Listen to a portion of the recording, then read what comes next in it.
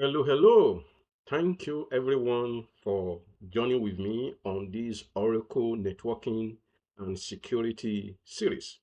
It's been a long haul, but this is the last one on this series, and this is project 10 of 10. So in the last two projects, we have our challenges, but I'm very motivated with the fact that we are learning, I'm learning, you are learning, you get to see some of the challenges. I did not edit it out. I make sure that we go through the difficulties, challenges together. I explain way out and some of the things that you can do to get out of those similar situations. So on this 10th project, I have a portfolio project here that is for threat hunting and incident response. Threat hunting and incident response. So what I did here is to have what I call 5 saved Explorer queries. I will show us and three phases or three-phase IR, that incident response playbook, compromise credential walking through, and evidence presentation. You will like it. But unfortunately, the free edition, OCI free edition, could not do what I intend to do here. But I will not, because of that, downgrade what I have built. I want to kind of use this slide deck to walk you through my idea, what the use case, and how it can help you in your work environment. So let's get to that. Okay, so let's look at where this project sit in the whole stack of project I've started with. So if everything I build in P1 to P9 generates signals, now P10 now is how I want to read them. Okay, so in my project one, I build what I call secure landing zone. So in that place, I created compartment, identity and access management object, and I audit log pipeline. I created audit log pipeline. Then in my second project, I did networking security where I, created a VCN, flow log, reject threat, all this kind of thing I did. So in project 3 to 4, I did IAM and federation. I created vault. So credentials and key event are logged in the audit log.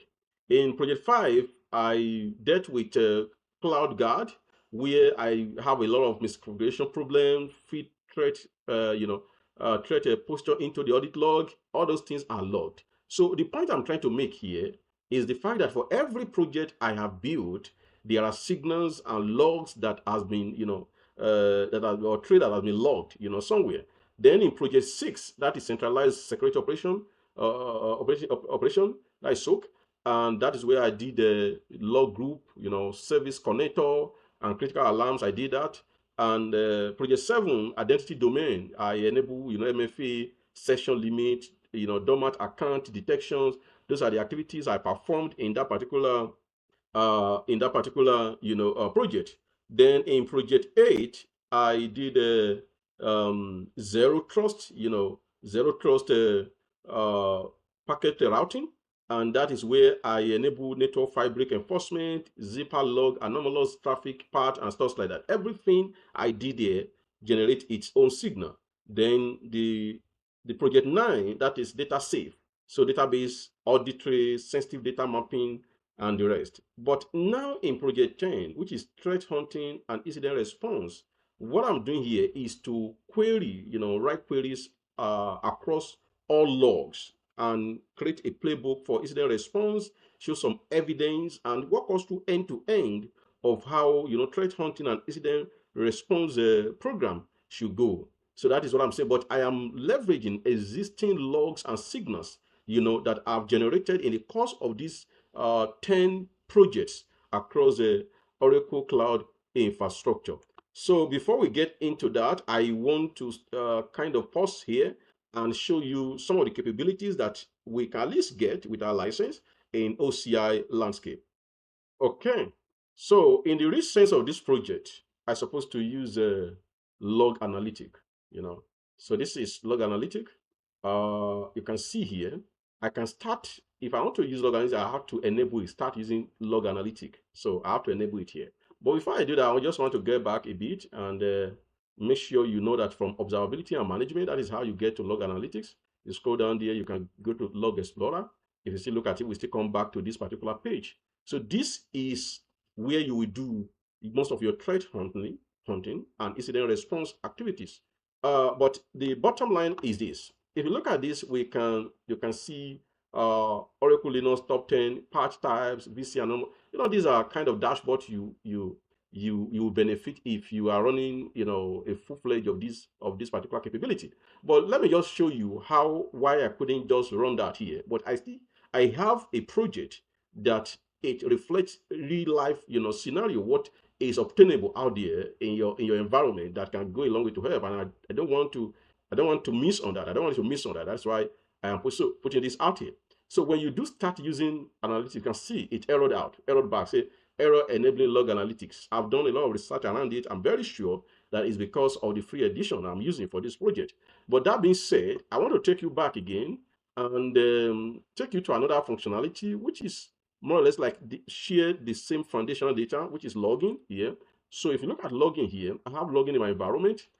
Everything I've been doing, since the beginning of this project series, they are logged here. So if I go to audit here, I can actually let me check this. Okay, logs.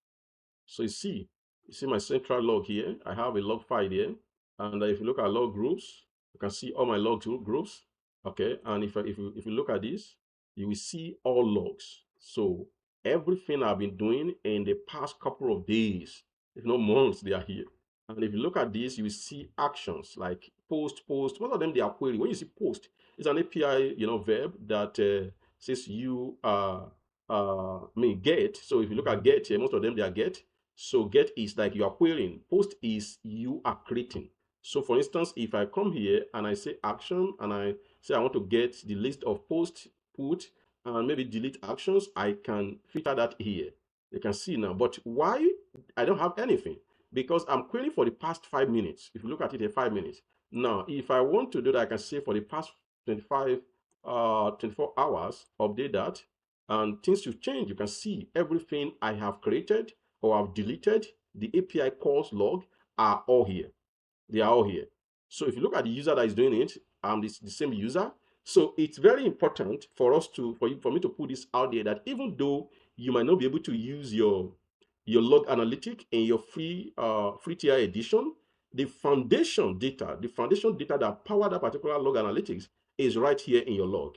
Is right here in your log. You can do a lot with it. For instance, you can see the day that this event happens.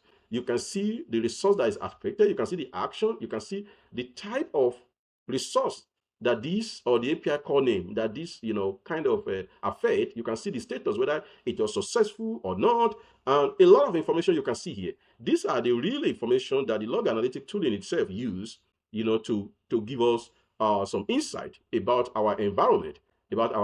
So it depends. If you want to, you can keep you can say, okay, I want a particular user, maybe you have another user, like I have another user here. If I say this, that user didn't do anything. If there's a user you suspected that maybe he's doing something crazy in your environment, you can filter with that user and see maybe his activities and for a particular range of time. And here you can even go back as far as maybe 7 days, 8 days, or whatever, depending on retention policy. So all these capabilities are there. I just want to show you that they are there. And if you go back here, you can see saved searches. I didn't save any search here because for one reason or the other, but if you look at it, I've not done that. But if you look at it, you can still see a lot of things that have gone wrong. You can still get a lot of information here, and you can see this is like maybe the last 5 minutes. You can say, okay, the last 3 hours, today, you can see this is everything that we have here today, like under searches, maybe searches that I've done today, you can see them. But there's nothing like saved searches here. So there's nothing. When I say new search now, it takes me to search. That what do I want to search? And these are the ones that I've searched today. So if you look at visualization, you can see today's date. You can see, time under different timeline. What the point I'm trying to make here is to show you the capabilities you have within your login system in Oracle Cloud Infrastructure, and those capabilities are what translate or what is being used in log analytics. If you look at under logging here, you see that there is a link to log analytics itself. That is to tell you that everything you will ever do with your log analytics is based off the data that is generated with your login here. So that being said, I want to go back to my slide so that I'm giving it a you know a something you can hang it on. Then I will go back to my slide. From there I'll be able to complete this. So here we go. So if you look at the step 1 of my 5 here, the first thing you have to do to use your log analytic is to enable it. So I showed you before now how you can enable it, and you go to under observation and management, log analytic, then you go to log explorer. Now under log explorer, one of the things I want to walk you through, and I want you to do this with me, very well. If you look at this log, this query string here, what I'm looking for is that I want to find, step 1 is to find your namespace. So this particular command will allow you to do that. Let me see if I can make use of some highlighters. Okay, so if you look at this here, I have is to your OC. This particular command will allow you to find your present namespace. So when that one returns, like for me, it will return this. So step 2 is to go to, you can run this command with your namespace, and you will get the information. This can only work for P tenancy anyway. So you get the right information back. Then you can now say, after enabling so with that, you get the information back, then you enable your what? Your log analytics. So if you want to do that to your command line, then the next thing is that you go to your log explorer, and then you import log group. This is the step to do that. You go to log group, import, select the log group, and you verify sources available, and you do that. So these are the actions you take when enabling your log analytics. So that I just want to put that one out there. I'm not sure whether I'll be able to share this these resources, but let's see how it goes. So now query 1. The first query is, you go, when you get to your log explorer, then from there you can paste or maybe get something like this in your environment, based on your environment. But in my environment, what do I want to get? I want an event that create policy, that update policy, or add user to group membership. You can see now 1, 2, 3 events, or let me say 5. 5. Add grouping mapping, create group mapping, and what have you. 5 events. Now this 5 event, I want it only where it's successful. So if you can't, and give me the name of the person that performed that event, target name, and some other parameters like that, sort it by change or what have you. So this is what I want. It's in your threat modeling. You want to know who is doing this, and some other information, who is performing these 5 actions, and some other information alongside with that. Okay, so what this dictate? 1, IAM policy right. So the right, they create the update policy, attacker adding themselves to admin or creating a backdoor policy. The number 1 post bridge techniques in OCI. Then the other one is identity provider group mapping, modifying SAML federation mappings to grant admin group access to an external identity. That is another thing I am tracking for here. Then group membership change, a compromised account adding itself to OCI Security admin group that we created in our previous videos, right? Or the break the glass group. Now, why success filter? I want to know successful policy right is in the event that matters.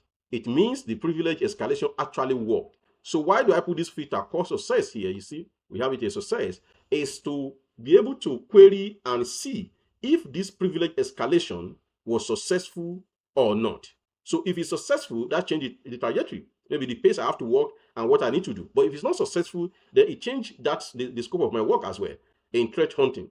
So that is that. Then the next thing I want to say is, I have the second query. What I want to do with this second query, external API access with high volume. So if you look at it here, I say where status is success, client IP is not equals to none. Now, where not client IP like this. So when you say like 10.0 stuff like that, it means that I want where this action is happening, but the IP address is not equal to my internal IP address. And maybe your VPN IP address or some other IP address that you are not hunting for, So this is where you say, don't, anything that comes under this radar, don't bring them back to me. But anything outside of this, I want to see them. And you want to see, okay, the count as core, earliest time as the first time it was seen, maybe the last time it was seen, now by principal name, client IP, and event type. So you want to see who did that and his IP address and the kind of event that he did, making that audit API call, sorry. Now, and I want to make sure that whenever it's more than 5, that call has been made more than 5 times, I want to see the list. So that shows that you are hunting for somebody who is making some certain API calls to your environment, based on some criteria like, IP address and some timing, and you want to see who is doing that, the IP address of who is doing that, and some of the type of event that this is coming from. So now, tune the not clause to your own CIDR range, VPN, egress, office IP, non-CI/CD runners. Now that clause where not, this is what happened there. You put every non-IP address that they are internal to your organization, you put them there, because what you are hunting for is something that is external to your environment, So what it catches, a credential that was phished or stolen, being used from an attacker-controlled IP, not inside your corporate network. I've just said that. So first thing, the last thing, show the time window of the attack, like a 30 seconds burst of 200 calls is a script. Slow and low over hours is a staged actor. It's okay. So the threshold filters out one of accidental calls. 5 and above calls from an unknown IP address suggests automation, a tool, not human mistake. Cross with IAM event. If this query fires and Q1 privilege escalate, also fire from the same principal name. That is an attack takeover in progress. So you can see how this kind of fit into your threat hunting. You can see end to end what is going on. Here now you are looking for API calls that are likely to be automated, like an attack that is using automated script or toolings that is making a consistent attack, making calls that are doing what is not supposed to do. Okay, so the next thing is query 3. My query 3 is mass resource deletion. Mass resource deletion. So you can see here, my query is where event type contains delete or event type contains terminate. Now, and I want it where it's successful, then count it for me by principal name, compartment name, and being, time and minute. So, but this deletion, I want all these things back to me when it's more than 10, when the occurrence is more than 10, and sort it by deletion, stuff like that.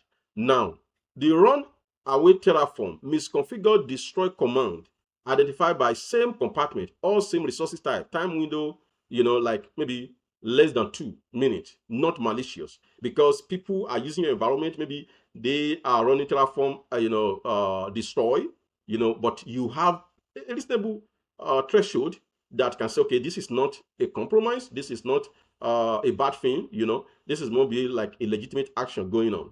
Insider or compromised account, deliberate destruction identified by multiple compartments, mixed resource types, happens after off-hours login, preceded by Q2 query firing. You can see. So now the reason why I will consider this like is a compromise is because it spans multiple compartment.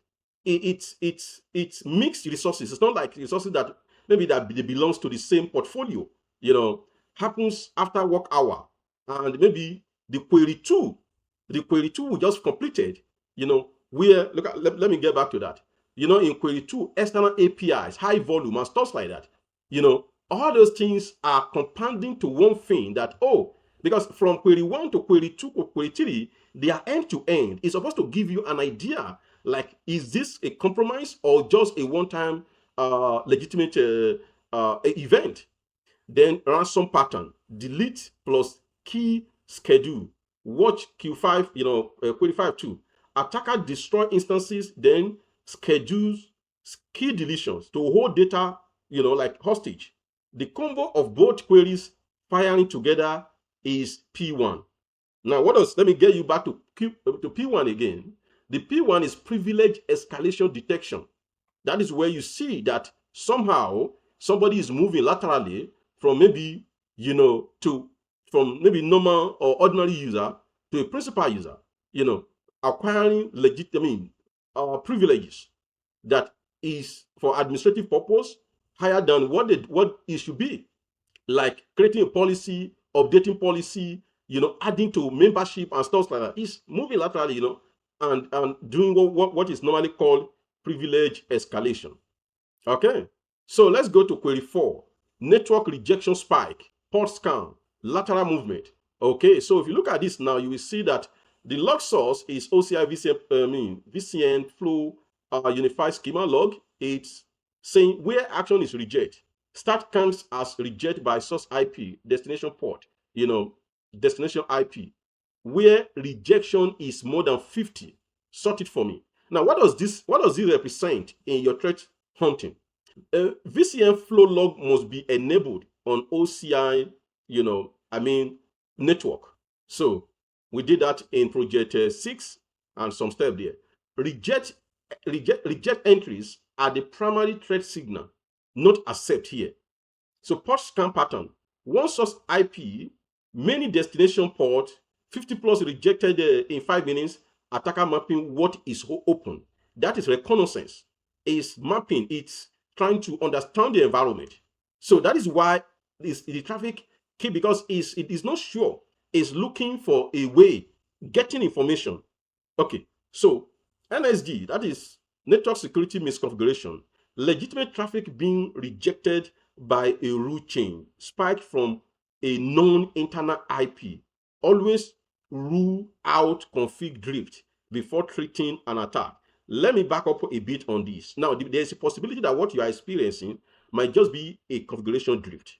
But one thing you have to note is this, that if it's a configuration drift from your environment, the IP address that is generating those should be within your environment.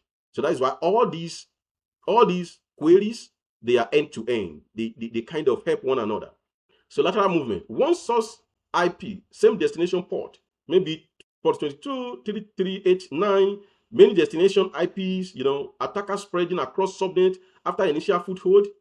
Then ZPR enforcement. You see ZPR zipper blocking web to database on port 1521. Remember that zipper supposed to help you to do what I call a attribute-based access control. So it doesn't matter where that traffic is coming or where it's going, as long as it doesn't conform with the configured attribute, then the spike of reject from your DMZ subnet to database subnet proves that zipper is enforced correctly. And the logs will show you some signals that you can use to make a very good decision around this time. Okay, so we go to query 5, VOT key operation outside business hours. So you can see here my query will be where event source equals KMS, where event types is in decrypt, encrypt, generate data key, sign, all those kind of anything that has to do with key and vault activities around them. You want to query for them, and you want to make sure that evaluation hour equals extract hour, that is time outside your work hour, where hours is less than, or less than 7, or hours is more than 20. So you want to see all these things. You want to count like key ops by principal name, client IP. Those are very important. Event type. These three, when you are retrieving, when you are querying for log or audit event, eventually whatever you are getting, you want to know who is doing that. The IP from which that one is done, because that is, you want to know the principal, the credential is using. You want to know the IP, so that is what will give you an idea of where it's coming from and who is doing that. Then look at why outside hours. Legitimate key operations. Encrypt, decrypt happens continuously as app runs. Bulk key operations at 2 a.m. from a new IP are a different signal entirely. So you should know that if you have a signal where a bulky operation is coming at 2 a.m. from, a new IP that maybe is not known. There is no clone job, there is no scheduled job that is running at that time. You are aware of your environment, then it should be a concern. Generate data key. Attacker may generate new data key to re-encrypt exfiltrated data with their own key, making your backup useless, even if they return it. So all this, that's why you need to look out for that particular data point, generate a data key. Then another data point you need to look out for is schedule key deletion. A schedule key deletion at 3 a.m. means all data encrypted with that key becomes inaccessible at the deletion date, 7 days grace period. Act immediately. Cross-reference. Find the same principal name in Q2. You can see external IP address, IP address access. If off-hours key ops come from external IP address already flagged, confirm active breach. Okay, so incident response playbook. So let's get to this. This is the playbook. Now, scenario: you have an alert policy that fires at maybe 2:37 a.m. Q1 shows a successful policy write by John Smith from this IP address 198.51, 147. Now, phase one: run Q1, identify policy modified by whom from that IP address. In my query 2, if you use that that query 2, how many API calls from that particular IP address from John Smith? Then you confirm the IP is external, not corporate VPN range. Don't raise alarm where there is no alarm, okay? Not exact policy change. What statement was added or modified? That is what you do in the phase one of your incident response engagement. Then phase two, you move to containment. So because phase one is all about detection, so phase two, you move to containment. You do identity and security. So you look at your domain, the user management, you look at John Smith, you deactivate it.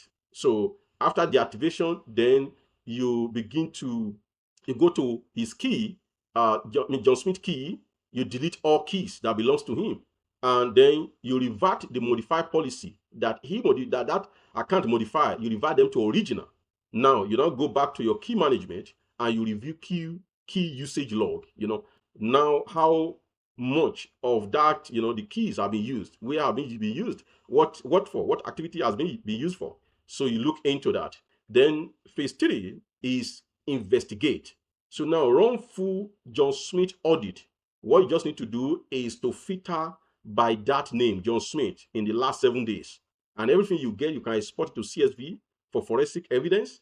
Then check storage. Any data downloaded from audit bucket, especially by John Smith. Now then check for launch compute instances.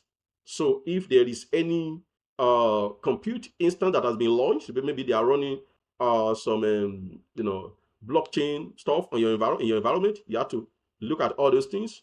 So for investigation, then phase 4 is preserve evidence. So you go to your audit log, you confirm retention log active, you copy relevant log, from your log storage, copy them, then apply a 7-year retention rule to incident block. So you can create a, incident bucket and put all those evidence in that bucket, So screenshot, cloud gap problem, everywhere. Just make sure that you have it in a separate bucket and you apply a retention lock on it. Then the last phase, which is phase 5, is recover and identify credential leak vector, phishing. Where does that come from? Is it leak OCI config, or maybe CICD pipeline, or maybe it's a phishing email that, from that is where that victim, kind of get phished. Then you close the vector before reactivating John Smith. So make sure that the vector you identify, that is attack vector you identify, must be closed. Then later you can now reactivate John Smith account, then add John Smith to network source policy, VPN egress only. That shows that John Smith should not be able to log in or do anything, within the environment without being on the corporate VPN. At least that will ensure that nobody can can use that same user from a remote location to perpetrate, some threat. So enforce MFA, required if not already done. So you can false MFA for that user, like I did in one of our projects. So that this is the incident response playbook, for a compromised credential. It's very uh, uh, workable, very easy every step of the way, every phase of incident response, every action you need to do, they are all here.